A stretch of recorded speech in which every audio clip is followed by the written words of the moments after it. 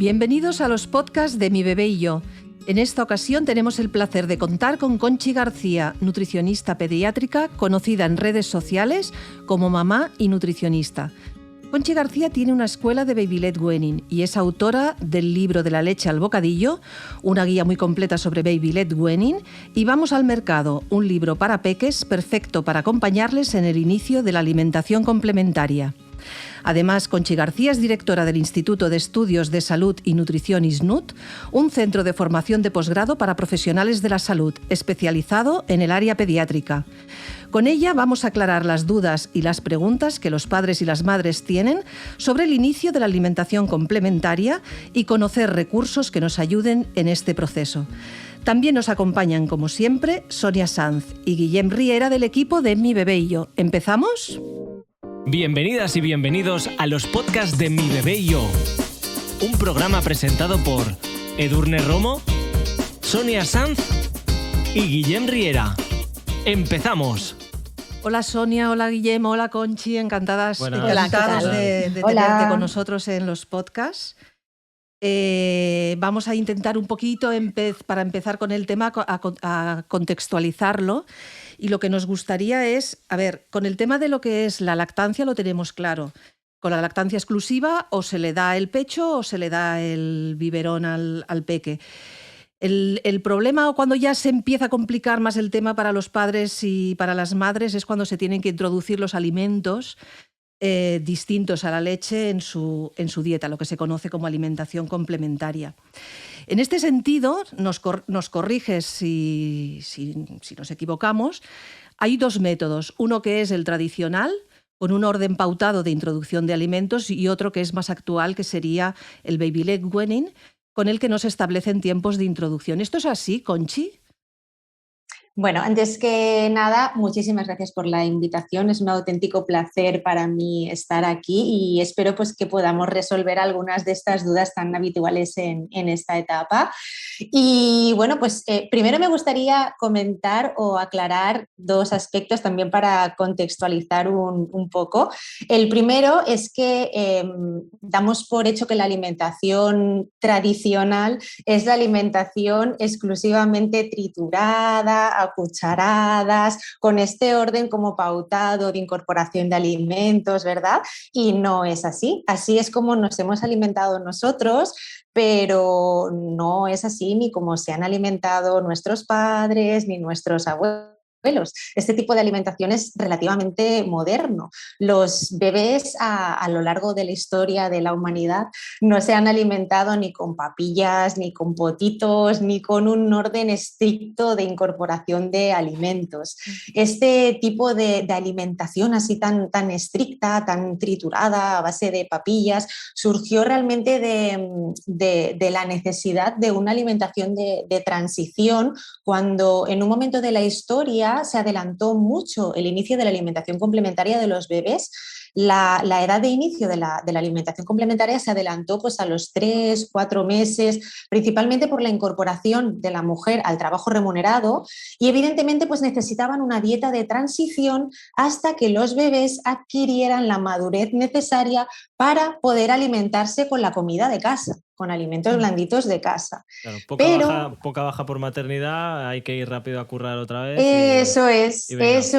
Para todos. Ante la imposibilidad de las madres, claro. Ante la imposibilidad de las madres de poder alimentar con sus bebés, a sus bebés, pues surgió pues esta necesidad de esta dieta de transición.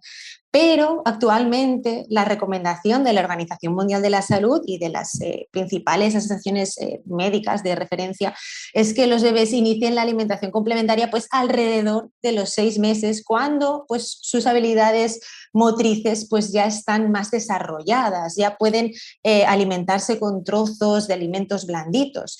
Así que la alimentación triturada con este conocido calendario estricto de incorporación de alimentos pues no es lo tradicional.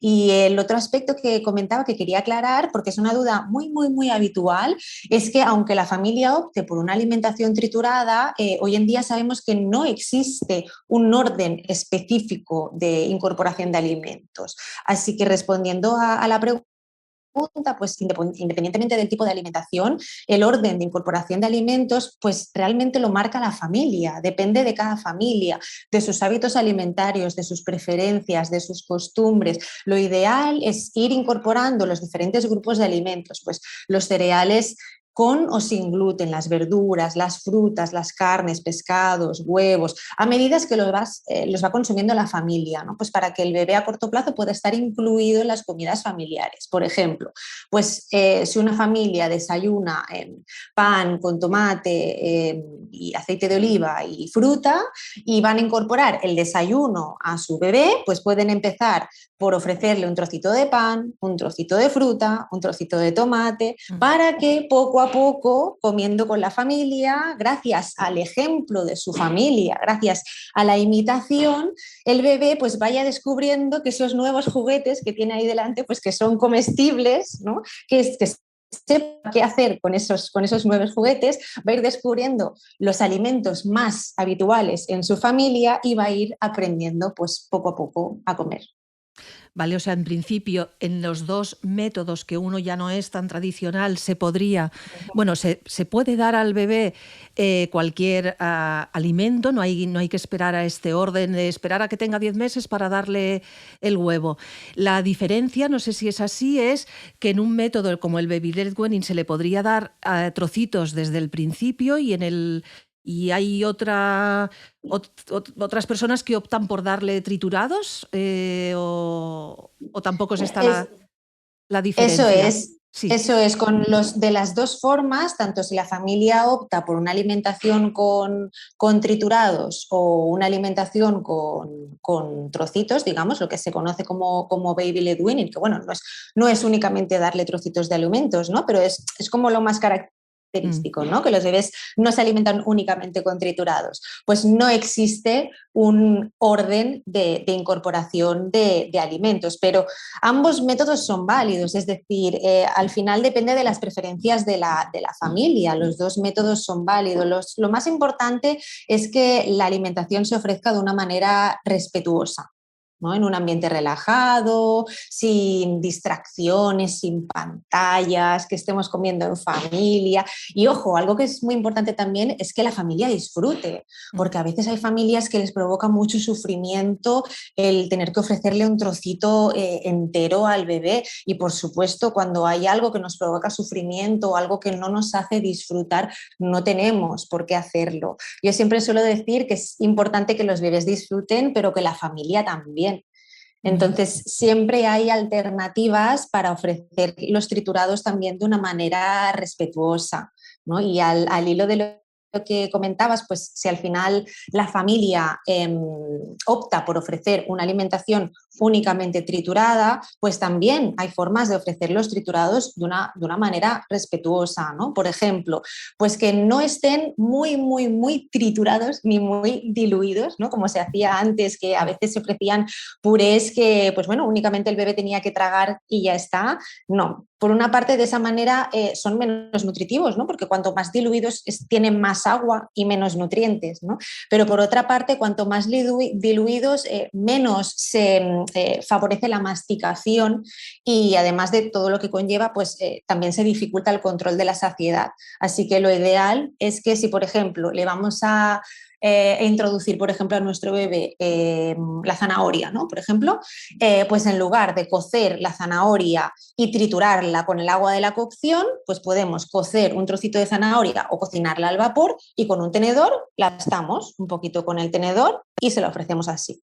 Otra cosa que podemos hacer es separar los diferentes ingredientes. En lugar de hacer la típica papilla con patata, zanahoria, judía verde, pues aplastamos por separado un trocito de patata, un trocito de zanahoria, un trocito de judía verde, para que desde el principio pueda distinguir los diferentes sabores y que sepa qué es la patata, qué es la zanahoria, qué es la judía verde, y por supuesto respetar su sensación de hambre y saciedad. No hay que hacer ni avioncitos, ni enseñarle un chupete para que abra la boca y le metemos una cucharada de comida. No. Los bebés tienen muy claro cuando no quieren más y muestran señales de saciedad. Cuando cierra la boquita, gira la cabeza, o cuando muestra claras señales de que no quiere más, no hay por qué insistir y se ha acabado la comida.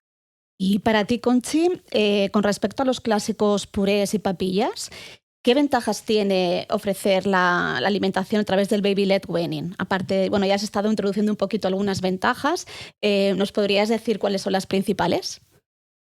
Pues para empezar, el baby-led weaning es un tipo de alimentación respetuosa que va a permitir al bebé autoalimentarse. Él solito, con sus propias manos, va a coger la comida y se la va a llevar a la boca cuando tenga hambre y va a dejar de comer cuando ya no tenga más hambre. Es decir, va a autorregular su alimentación y esto es un gran beneficio respecto a la alimentación exclusivamente triturada, que hay otra persona que alimenta al bebé. Es decir, él no es activo en su alimentación, en una alimentación con triturados. En cambio, de esta manera, el bebé es el único que controla su alimentación y se alimenta de manera autorregulada.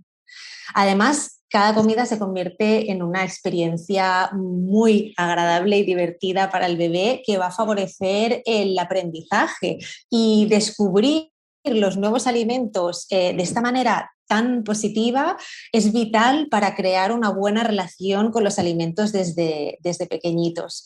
Además, es una fantástica actividad que va a favorecer pues, la coordinación, ojo, mano, boca, también mejora la motricidad porque están cogiendo la comida, sobre todo la motricidad fina. Los vemos que al principio están como dando manotazos para coger un trozo de comida y van pasando los días y van teniendo la precisión para hacer pinza y coger alimentos pequeñitos y eso es una maravilla.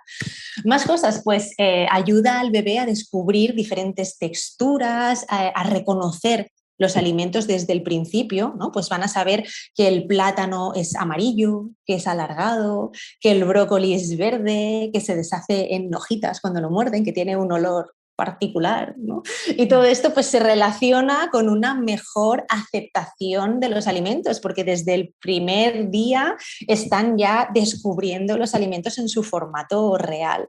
También favorece la masticación y esto pues se relaciona con el correcto crecimiento y desarrollo de todas las estructuras craneofaciales y por supuesto es toda una experiencia sensorial para los niños. En lugar de recibir una única comida con un sabor, un color, una textura, un olor, pues cada comida, vamos, se convierte en una experiencia increíble, claro, reciben diferentes colores, diferentes texturas, diferentes olores, vamos, es toda una experiencia para ellos. En líneas generales, ¿se puede decir que los niños y niñas que hacen baby-led weaning son mejores comedores o comen mejor o no tiene por qué? O depende ya...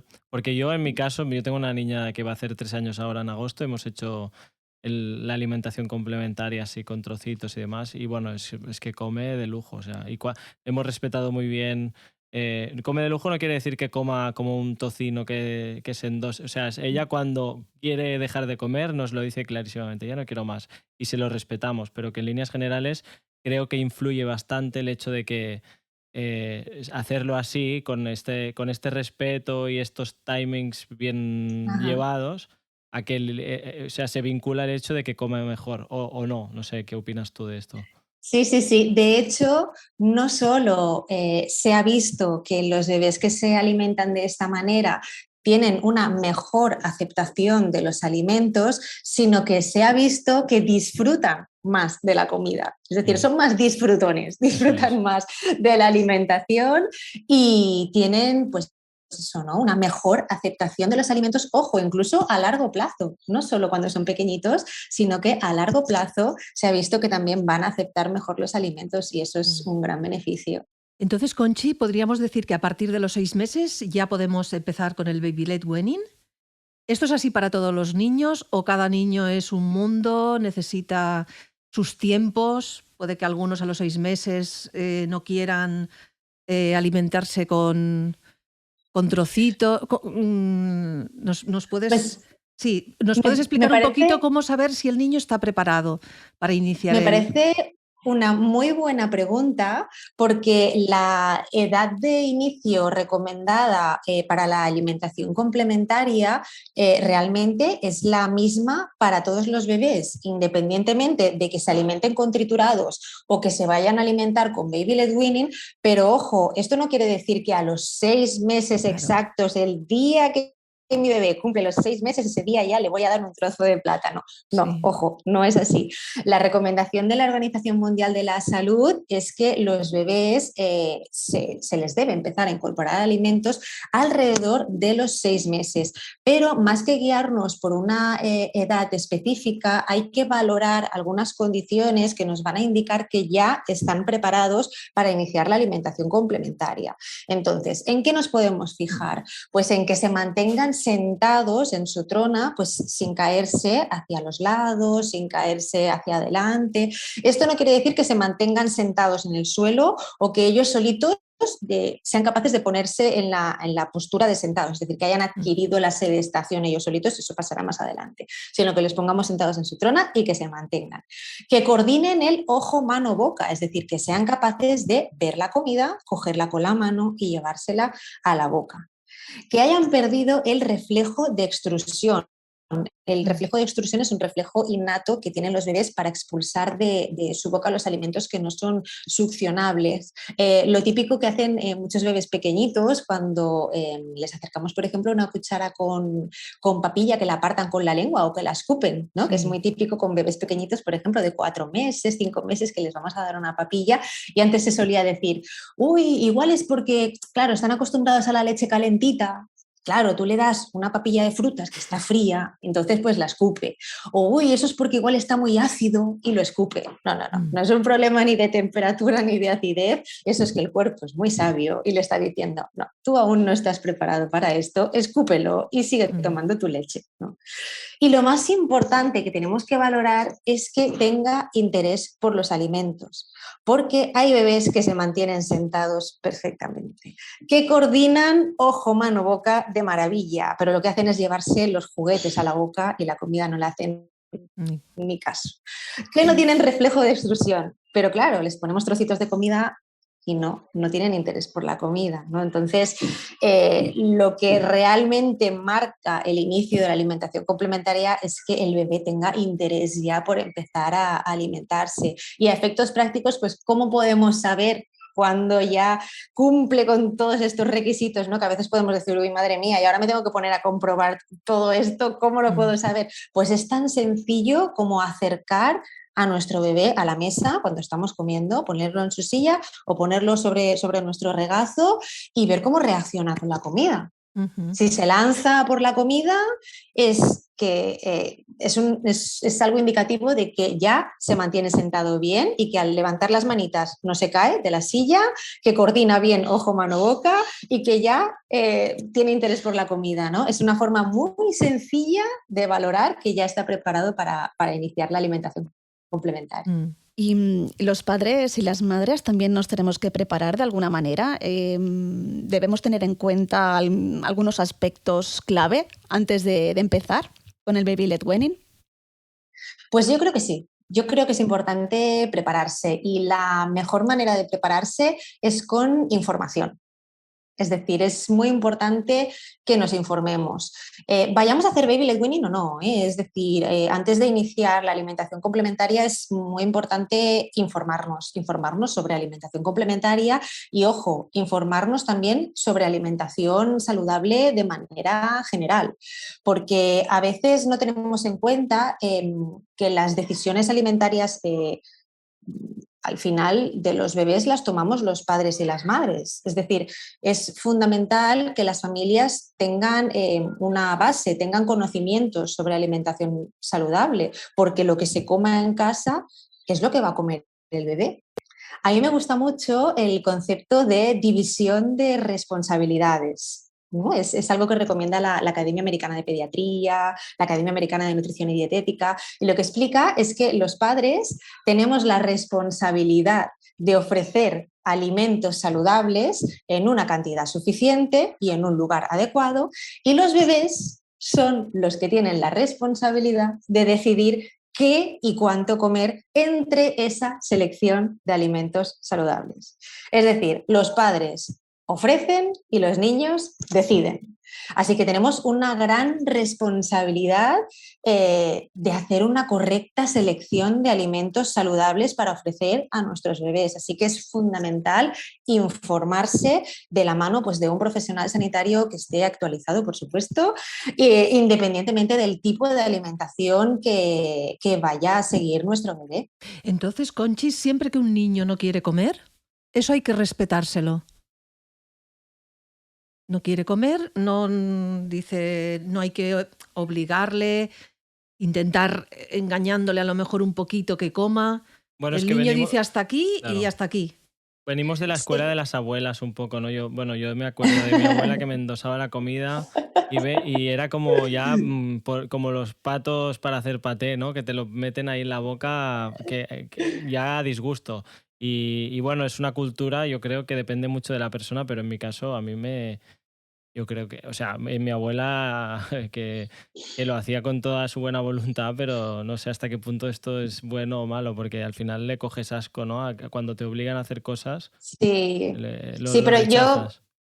yo creo que era por la desinformación Sí, también, sí, sí, sí, porque creían que estaban haciendo lo mejor para nosotros. claro. Pero sí, los bebés, por supuesto que como el resto de seres vivos, nacen con la capacidad de saber qué comida necesitan, es decir, son totalmente capaces de regular su alimentación en función de sus necesidades, ¿no? Entonces, igual que durante los 6 meses previos de lactancia, ya sea lactancia materna o con biberón, confiamos en ellos, en que son capaces de comer a demanda y de saber, pues, la cantidad de leche que necesitan. A partir de los 6 meses siguen teniendo esa misma capacidad de saber la cantidad de alimentos complementarios que necesitan, ¿no? Es decir, los bebés comen en función de sus necesidades, comen lo que necesitan. Y además, como nos pasa a los adultos, unos días pueden tener más hambre y otros días menos. Así que no, nunca hay que obligar a un niño a comer, siempre se les debe permitir poder decidir qué y cuánto comer, como decía, entre una selección de alimentos saludables. Eso sí que es muy importante, pero nada de obligar a comer, ni castigar, ni presionar. Además de ser totalmente antiético, puede tener consecuencias muy negativas para los bebés de por vida. ¿Y por qué los niños rechazan determinados alimentos? ¿Qué podemos hacer cuando esto ocurre? Pues la verdad es que hay muchos motivos por los que los bebés pueden rechazar determinados alimentos, pueden dejar de comer o incluso podemos tener la percepción de que están dejando de comer cuando realmente están comiendo lo que necesitan. Cuando esto ocurre alrededor del año, normalmente se debe a causas fisiológicas. ¿Qué quiere decir esto? Pues que a partir del añito, a partir de los 12 meses, los niños empiezan a crecer más lentamente. Entonces, ¿qué pasa? Que comen proporcionalmente menos. Entonces los padres tenemos la percepción de que, ojo, está comiendo menos de lo que comía cuando era más pequeñito, ¿no? Además, en esta etapa se empiezan a interesar por otras actividades, ¿no? Y la alimentación, que a los 6 meses era como la novedad, pues pasa a un segundo plano. Después hay otro motivo que es muy habitual, que es lo que se conoce como la neofobia alimentaria. La neofobia alimentaria es el rechazo a los nuevos alimentos, a alimentos en un formato desconocido o incluso alimentos asociados a experiencias negativas, ¿no? Y esto puede aparecer también sobre la etapa de los 12 meses, tiene un pico a los 2-3 años, incluso se puede alargar hasta los 6 años. Así que bueno, toda esta primera infancia puede ser complicada. ¿El tema de los colores también influye? ¿El tema de los colores en la comida? Es decir, colores que se asocien a un mayor rechazo o menos rechazo. ¿Puede ser esto? Sin duda, el verde. El verde. El verde. No, pero es que esto es muy habitual. Sí, ¿no? ¿Pero por qué? Porque el verde, ¿verdad? ¿Se vincula Sí. a moho, a putrefacción o a qué? ¿O no? Supongo. Pues mira qué curioso que también está asociado a alimentos que podrían ser peligrosos, ¿no? Por eso se suele asociar sobre todo al mundo vegetal, ¿no? Alimentos que podrían ser venenosos o peligrosos para el ser humano y por instinto los niños suelen rechazarlos. porque ellos asocian que pueden ser peligrosos para ellos, y es algo muy curioso. Sí. Entonces es muy habitual que los niños pues tengan como esa aversión a los alimentos que son de color verde. Sí, ¿Y hasta sí, es algo cuándo muy dura? curioso. ¿Hasta cuándo puede durar esto? Yo lo digo por experiencia, es que no soportan ni siquiera un poquito de orégano en una comida, ¿sabes? Entonces Sí, llega un momento en que digo, ¿pero qué le voy a dar de comer? Porque Pues cuando rechaza un grupo entero de alimentos, por ejemplo, las verduras, ¿qué hacer en este caso? Porque yo la verdad es que, ¿Qué edad tienen pues mira, tienen 5 años y comían de todo cuando contextualizar a la eran gente? pequeñas, comían de todo, hasta los 2 años o así comían de todo y luego han empezado a tener unas preferencias hacia otro tipo de alimentos que me resulta realmente complicado darles verdura, que al final lo consigo, pero tampoco es lo que tú dices, tampoco hay que obligar ni forzar. Porque es no muy quiero que lo habitual, es pasen muy mal, habitual. pero claro, pienso, es que son un grupo muy importante dentro de lo que son los alimentos. Y no Pero sé.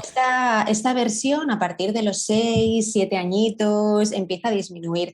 Y yo también te digo por experiencia personal, que también lo he pasado, mi hija, la mayor, que tiene ahora 6 añitos, que va a cumplir 7, desde este año pasado está empezando a aceptar muchos alimentos que había rechazado, alimentos que antes eran sus preferidos, lo que tú comentas, exactamente igual, a partir de los 2 añitos o así, empezó a rechazar muchos alimentos que antes aceptaba muy bien y que algunos de ellos eran sus preferidos, Uh-huh. y ahora a los 6, a los 5 o 6 años volvió a incorporarlos y ahora vuelven a ser sus preferidos. Así que fíjate qué curioso lo que es este instinto innato que les hace rechazar estos grupos de alimentos bueno, que ellos creen de alguna manera que pueden ser peligroso para ellos, pero sobre todo tener mucha paciencia, eso es lo primero, mucha paciencia.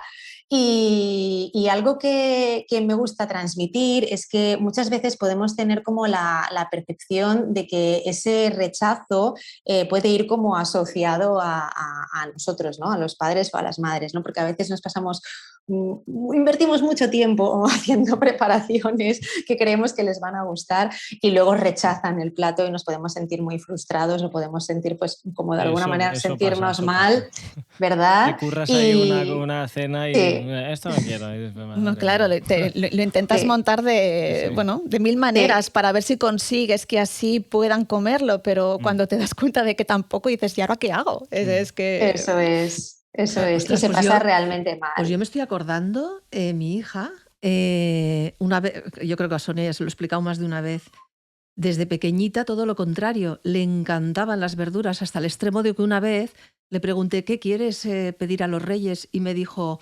un bol lleno de lechuga con vinagre. Que yo digo, ¿esta de dónde ha salido? Después es verdad que el otro no quería saber nada, pero bueno, sí, eso, son curiosos los niños, son...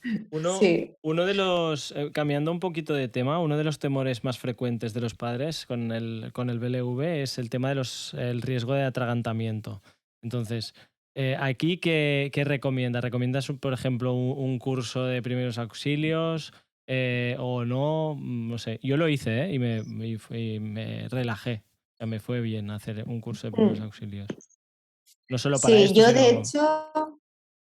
Eso es justo lo que iba a decir, que yo de hecho recomiendo hacer un curso de primeros auxilios, aunque no vayamos a hacer BLV. Es decir, creo que desde el momento que nos convertimos en padres es algo muy importante tener una formación básica en primeros auxilios, porque claro, los bebés, los niños pequeños se pueden atragantar con cualquier objeto, podemos tener un accidente y pues bueno, al final es muy importante saber cómo actuar. Pero es muy normal que se pueda pensar que los bebés que no se alimentan únicamente con papillas totalmente trituradas tengan más riesgo de atragantarse, pues porque en los últimos años se ha normalizado tanto que los bebés se alimentan únicamente con papillas, que cuando vemos a un bebé de 6 meses comerse un plátano a mordiscos, pues evidentemente nos da miedo. Es algo muy curioso porque cuando vemos a un bebé de 6 meses comerse una galleta no nos da tanto miedo, en cambio lo vemos comerse un plátano y nos da mucho miedo, pero bueno, eso ya es otro tema. Pero no, lo cierto es que los estudios indican que hay exactamente el mismo riesgo de atragantamiento entre una alimentación BLV y una alimentación exclusivamente triturada. Lo más importante es evitar en ambos grupos los alimentos con riesgo de atragantamiento. ¿Por qué? Pues porque a veces no tenemos en cuenta que en el momento en el que los bebés se sientan en la mesa, que ya tienen pues acceso a la mesa familiar, también van a estar expuestos a estos alimentos o a objetos de riesgo, independientemente de que ese bebé se alimente con trozos o se alimente con triturados. Va a estar en la mesa con el resto de la familia y es muy probable que pueda alargar la mano y coger una uva y metérsela en la boca. Entonces es muy importante que no tenga acceso ni a objetos ni a alimentos que puedan ser peligrosos, como por ejemplo un trozo de manzana cruda, de zanahoria cruda, una uva entera, una aceituna entera, alimentos cortaditos en forma de moneda como rodajitas de salchicha, palomitas de maíz, caramelos duros, cualquier alimento que pueda suponer un riesgo es muy importante evitarlo. Claro, independientemente del tipo de alimentación. Las palomitas sí que tienen su historia, ¿eh? Porque hasta yo a veces me atraganto con una palomita. Sí, sí, sí. No. Sí, sí, sí. Y cambiando así un poco de tema, ¿qué opinas de las dietas alternativas? Por ejemplo, ¿los niños pueden seguir una dieta vegetariana o una dieta keto? ¿Se puede pues, no comer carne o no ofrecerles carne? Por supuesto, las dietas vegetarianas, veganas, por supuesto que son compatibles, no solo para los bebés y niños pequeños, es decir, no solo para la infancia, sino en cualquier etapa de la vida, en el embarazo, en la lactancia, para deportistas, siempre por supuesto que estén adecuadamente planificadas, pero las dietas restrictivas, tipo una dieta keto, una dieta a base de batidos, una dieta en la que sin una causa médica justificada se restrinja cualquier grupo de alimentos, no se pueden recomendar. Pueden ser muy peligrosas, pueden suponer un riesgo para la salud de los bebés. Uh-huh. Y por último, que para ir acabando, que siempre hacemos esta pregunta, que si nos puedes dar algunos consejos a los padres y madres que nos estén escuchando, que están a punto, ¿no?, de empezar esta nueva etapa de alimentación complementaria, ¿qué les dirías? Pues yo lo que les diría es que disfruten mucho de esta etapa. La incorporación de los primeros alimentos es una etapa única y bueno, yo también soy mamá, yo tengo una niña y 2 niños pequeñitos, es maravilloso ver cómo reaccionan a los primeros sabores, ver cómo experimentan, ver cómo van aprendiendo día tras día. Es una etapa pues para divertirse, para jugar, para aprender, para ensuciarse y solo van a poder vivir esta experiencia una vez. Así que lo más importante, lo que más destacaría es eso, que tanto niños como padres y madres disfruten muchísimo de esta etapa. Y lo de ensuciarse es un punto que tenemos que relajarnos también un poco, ¿eh? Porque yo ahí me autocrítica que a veces es como que todo el rato estoy limpiando y que disfruten y luego ya limpiaremos. Sí, hay que planteárselo como una actividad más, ¿no? Como cuando van al parque y se ensucian y luego los bañas, o como cuando hacen una sesión de pintura y se ensucian, pues lo mismo. Cuando van a comer, pues hay que tener ya presente que se van a ensuciar, pero bueno, van a aprender también. Conchi, estamos encantados de que hayas estado con nosotros compartiendo este podcast, de tener a una crack en el tema de la alimentación complementaria y baby-led weaning como tú, pues eso, compartiendo el podcast y informando a nuestras mamás y a nuestros papás. Y bueno, pues darte las gracias y hasta otra ocasión. Un placer para mí. Un placer, muchísimas gracias a vosotros, de verdad ha sido un placer y estoy encantadísima de estar aquí. Muy bien, muchas gracias. Muchas gracias. Hasta pronto. Muchas gracias, chao. Chao.